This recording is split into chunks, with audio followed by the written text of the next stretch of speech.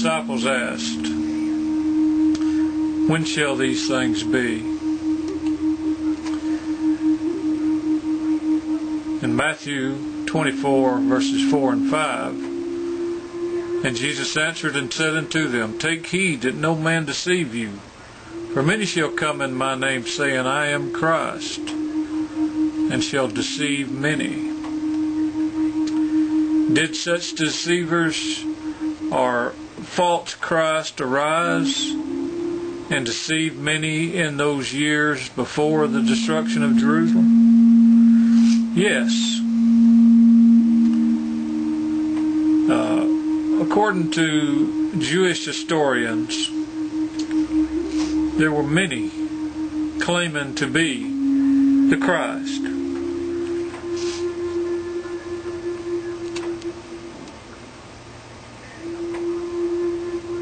Theudas persuaded a great multitude to follow him to the river Jordan, which he claimed would divide for their passage. At the time of Felix, who is mentioned in the book of Acts,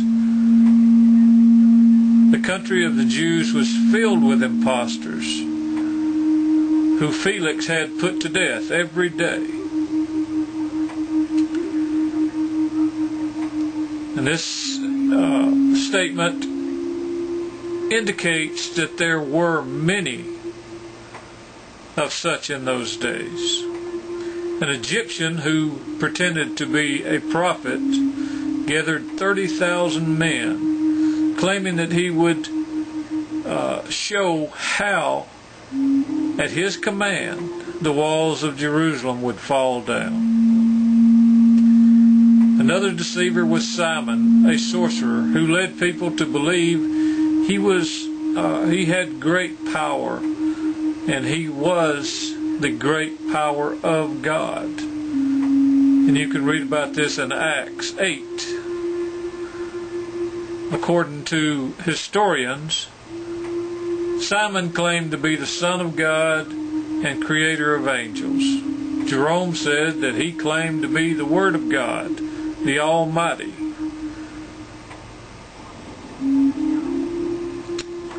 So, there were many impostors who claimed to be the Christ and deceived many. Were there wars and rumors of wars? In Matthew 24, verse 6 and 7, Jesus says, "And ye shall hear of wars and rumors of wars. See that you not be troubled. For all these things must come to pass, but the end is not yet. For nation shall rise against nation, and kingdom against kingdom." We're told that when Jesus gave this prophecy, the Roman Empire was experiencing a general peace within its borders. Jesus explained to his disciples that they would be hearing of wars and rumors of wars and commotions. And did they? Yes. Within a short time, the empire was filled with strife, insurrection, and wars. Before the fall of Jerusalem, 4 emperors came to violent deaths within a space of 18 months, according to historians who lived in the latter part of that first century and knew of what was going on. Said Nero drove a dagger into his throat. Galba was run down by horsemen, and a soldier cut off his head and thrust his thumb into the mouth and carried the hard trophy around with him. Otho stabbed himself in the breast. Vitellius was killed by slow torture and then dragged by a hook into the Tiber. We can understand that such fate falling on the emperors would naturally spread distress and insurrection throughout the empire. In the annals of Tacitus, a Roman who wrote a history which covers the period prior to 70 AD, we find such expressions as disturbances in Germany, commotions in Africa, commotions in Thrace, insurrections in Gaul, intrigues among the Parthians, the War of the Britain, and the war in Armenia. Among the Jews, the times became turbulent.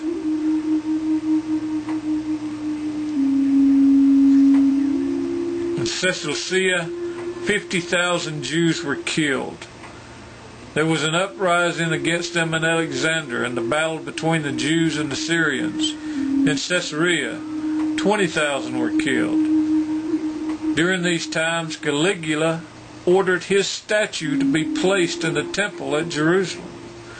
The Jews refused to do this and lived in constant fear that the emperor's army would be sent into Palestine. This fear became so real that some of them didn't even bother to plant a field. But though there would be wars and rumors of wars and commotions, Jesus told his disciples, "See that you not be troubled, for all these things must come to pass, but the end is not yet." Wars and rumors of wars and commotions were of general nature. These things were not signs of the end. To the contrary, they were given to show that the end was not yet. None of these things would be the sign which would cause the disciples to flee into the mountains.